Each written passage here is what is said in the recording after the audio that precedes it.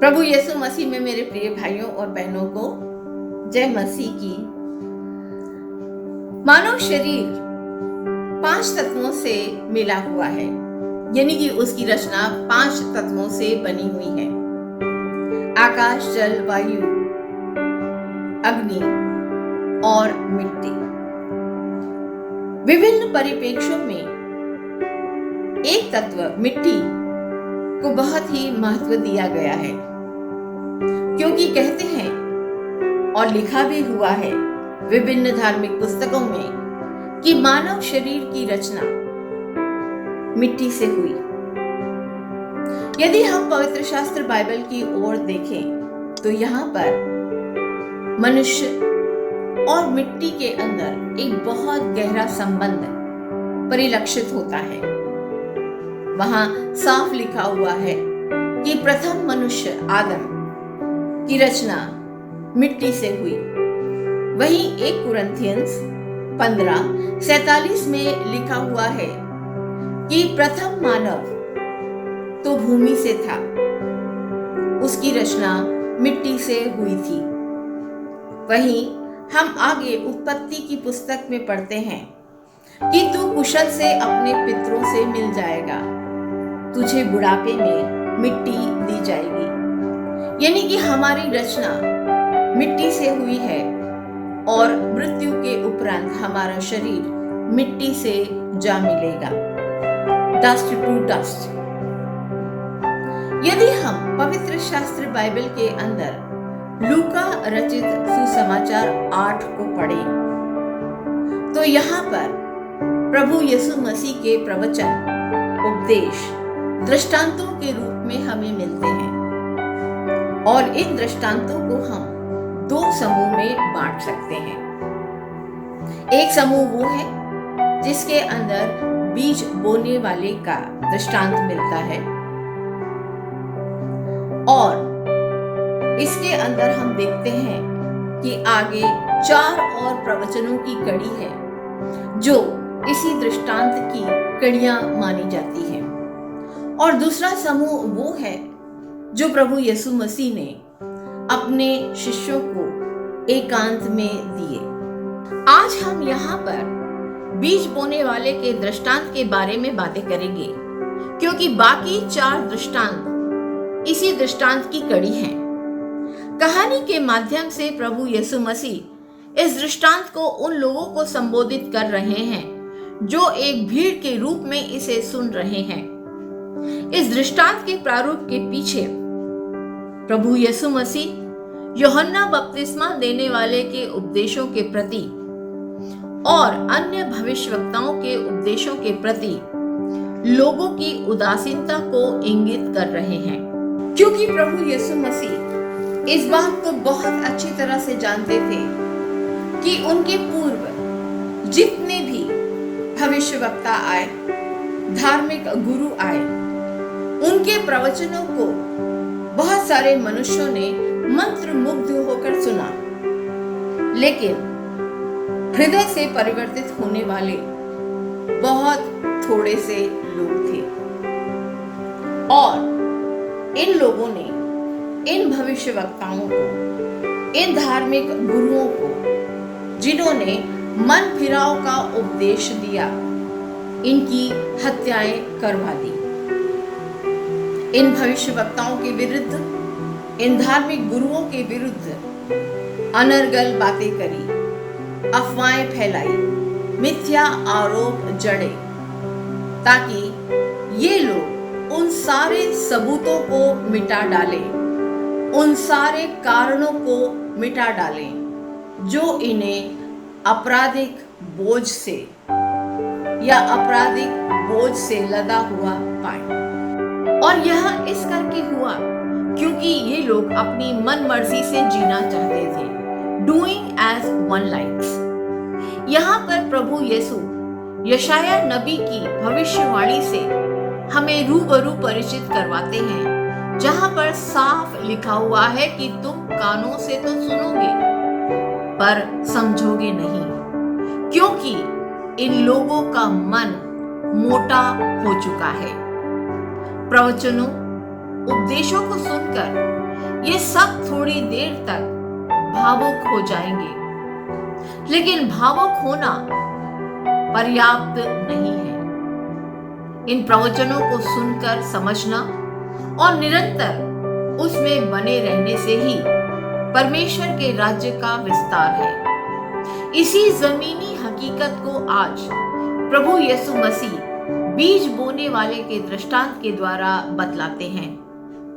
पवित्र शास्त्र बाइबल के नए नियम में यह दृष्टांत मत्ती रचित सुसमाचार 13:1-9, लूका रचित सुसमाचार 8:4-8 और मरकुस रचित सुसमाचार 4:1-9 में मिलता है। और फिर प्रभु यीशु मसीह ने बीज बोने वाले का दृष्टांत इस भीड़ को सुनाया कि एक बीज बोने वाला बुआई करने निकला। कुछ बीज रास्ते पर ही गिर गए, जहां पर चिड़ियाएं आईं और उन्हें चुग कर चली गईं। कुछ बीज पथरीली भूमि पर पड़े, जहां की मिट्टी उथली थी। ये पौधे उगे और सूरज चढ़ा और ये पौधे झुलस कर रह गए। कुछ बीज कटीली झाड़ियों के बीच गिरे, जिन्हें कटीली झाड़ियों ने पौधे के रूप में उगते साथ ही दबोच लिया।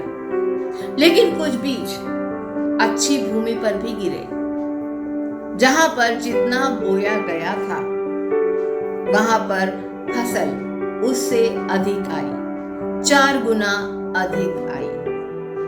प्रभु यीशु मसीह यहाँ पर 4 मिट्टियों का वर्णन कर रहे हैं। ये 4 प्रकार की मिट्टियां 4 प्रकार के लोगों के समूह की ओर इंगित करती हैं। पहली मिट्टी वो थी जहां पर बीज गिरे और चिड़ियाएं आकर चुग गई, यानी कि परमेश्वर का वचन सुनकर भी इन्होंने अनसुना कर दिया। और यहाँ पर पक्षी शैतान और दुष्टों का प्रतीक है, जो इनके मन को ऐसा कर देता है कि ये परमेश्वर का वचन ग्रहण ही नहीं करते हैं और शैतान उसे तुरंत निकाल देता है। जिस कान से सुना उसी कान से निकाल दिया। एक उल्टे पड़े चिकने घड़े की तरह जो पानी सोख नहीं सकता। दूसरी मिट्टी उन लोगों का प्रतीक है जो उथली जमीन के मन वाले हैं। वचन को सुनकर तुरंत मान भी लेते हैं, आनंद भी मनाते हैं, परंतु जैसे ही जीवन में क्लेश, विषम परिस्थितियां या विपत्तियां आती हैं तो वे तुरंत टूट जाते हैं, वे स्थिर नहीं रह पाते हैं। तीसरी मिट्टी कटीली झाड़ियों की है। ये वो लोग हैं जो वचन सुनते हैं, उस पर चलना भी चाहते हैं, परंतु जब उन पर संसार की चिंताएं जो कटीली झाड़ियां हैं आती हैं या संसार की कोई लालच आती है तो वह उनकी ओर यकबयक खिंच जाते हैं। वे तुरंत ही अपने आप को उसकी ओर ले जाते हैं जहां पर उनकी सांसारिक हवस है, चिंताएं हैं, लालसाएं हैं और वे उसके गुलाम बनकर रह जाते हैं। गाजर घास व कटीली झाड़ियां इनको फलने फूलने से रोक देती हैं। चौथी मिट्टी उर्वरक है, जो परमेश्वर के वचन को गहराई से जगह देती है, ग्रहण करती है और फलवंत बनती है। ये मिट्टी उन मनुष्यों की है जो परमेश्वर के वचनों में स्थिर रहता है, अपने हृदय की मिट्टी को उपजाऊ रखता है। संसार उसको अपनी ओर खींच नहीं पाता है। वह पूर्ण आत्मा, मन और तन से प्रभु में अड़े खड़े और खराई से चलता है। यह उस वृक्ष के समान है, वह वृक्ष जो नदी के किनारे लगाया गया है और फलदार है, जिसकी जड़ें चारों ओर पहुंच रही हैं। इस पूरे दृष्टांत में बीज की क्षमता पर कोई प्रश्न चिन्ह नहीं है। यहाँ पर बात मिट्टियों की हो रही है कि हम और आप किस मिट्टी के बने हुए हैं। क्या हम उस मिट्टी के जैसे हैं जिस पर बीज गिरता है और वह प्रभु का वचन सुनती है, समझती है, उसे ग्रहण करती है और अपने हृदय में स्थान देती है, अपने जीवन को परिवर्तित करने देती है? और यह परिवर्तन बहुत खरी फसल लाता है, दिन चौगनी और रात दुगनी तरक्की करता है। या हम उस मिट्टी की तरह हैं जिसे शैतान और सांसारिक लालसाएं अपनी ओर खींचकर ले जाती है। यहाँ पर प्रभु यीशु मसीह एक दूसरा दृष्टिकोण भी रख रहे हैं। यह दृष्टिकोण यह है कि प्रभु यीशु मसीह उन भविष्यवक्ताओं की ओर इंगित कर रहे हैं, उन सुसमाचार सुनाने वालों की ओर इंगित कर रहे हैं, उन प्रवचन या उपदेश देने वालों की ओर इंगित कर रहे हैं, उन मार्गदर्शन देने वालों की ओर इंगित कर रहे हैं जो उर्वरक भूमियां ढूंढते हैं ताकि उनके बीज फल फूल जाएं। लेकिन प्रभु यीशु मसीह का मिशन केवल उर्वरक मिट्टियों को ढूंढना नहीं था। उनका मिशन उन भूमियों के पास जाना था जो निष्फल है, जो बंजर पड़ी हुई है। और प्रभु यीशु मसीह ने इन्हीं मिट्टियों के पास जाकर इन्हीं मिट्टियों को उर्वरक बनाया, फल लाने बनाया। जी हाँ, मसीह में मेरे प्रिय भाइयों और बहनों, यहाँ पर केवल बीज की सार्थकता के अलावा प्रभु एक और दृष्टिकोण हमें दे रहे हैं कि क्या हमारे पासवान संदेशवाहक प्रवचन बोलने वालों का सिर्फ यही कर्तव्य है कि वे प्रवचन दें या उपदेश दें और चले जाएं? क्या उन्हें प्रभु के मिशन के पीछे नहीं जाना चाहिए? यानी कि प्रभु यीशु मसीह इस धरती पर, इस संसार में भटके हुए लोगों को ढूंढने आए, उन्हें परमेश्वर के पास ले जाने के लिए आए। क्यों नहीं हम उस मिट्टी की ओर जाते हैं जो चट्टानों से ढकी हुई है? क्यों नहीं हमारे पासवान इस चट्टानों को निकालकर उस मिट्टी को उर्वरक बनाते हैं? क्यों नहीं संदेशवाहक उस मिट्टी को उपजाऊ बनाते हैं जो कटीली झाड़ियों में जकड़ी हुई है? क्यों नहीं हम वीडिंग करते हैं, इनके खरपतवार निकालते हैं? क्यों इन मिट्टियों की अनदेखी हो रही है?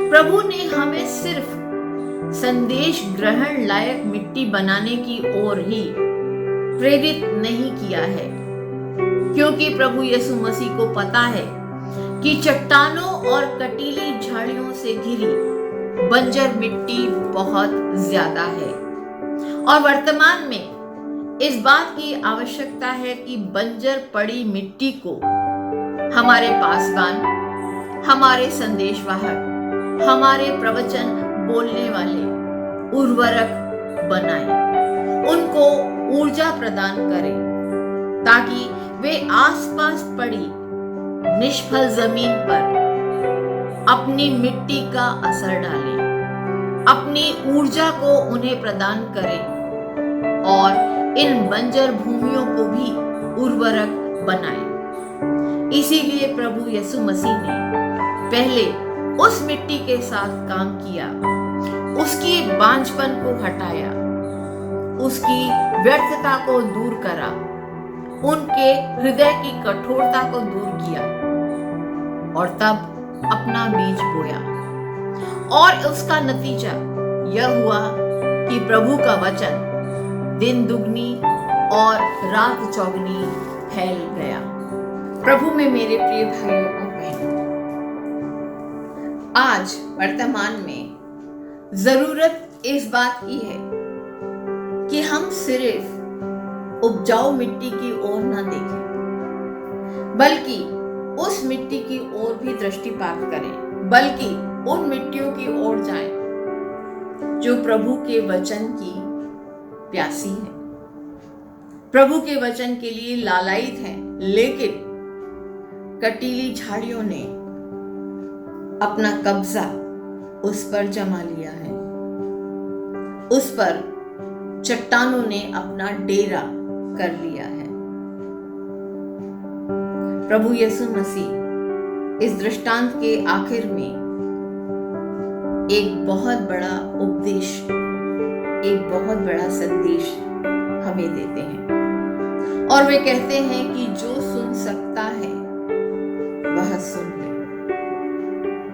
जी हाँ, जो सुन सकता है उसे उन कटीली झाड़ियों से घिरी मिट्टी की आवाज, उस पथरीली भूमि की आवाज भी सुनाई देना चाहिए, जिसके लिए प्रभु हमें कहता है कि मैं तुझे चंगा करूंगा, मैं तुझे शिफा दूंगा।